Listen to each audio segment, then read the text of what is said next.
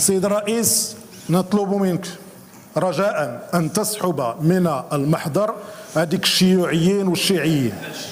وحسب كبيركم قالها مع السي بن عبد الله ودافع عن الايرانيين. ايوا حسب كبيركم. واش انا جبت شي حاجه من عندي؟ سيد الرئيس، حسب كبيركم. انا ما قلت والو من عندي. ايوا كتقولوا حاجه وتجيو تقولوا هنا حاجه. ايوا هذه هي الراي الوحيد، وقلنا لكم سكتوا ما نقولوا لكم شيء. دابا انتم كتكلموا لابد ما نقولوا لكم، كتكلموا بدون ايد. سيد الرئيس، السي الابراهيمي لو كان كتلتزموا الصمت وكتحترموا الرئاسه وكتحترموا الجلسه ما غنقولوا لكم والو. ودابا الا زدتوا عاود غنزيدوا نقولوا لكم. ايوا هكا هي.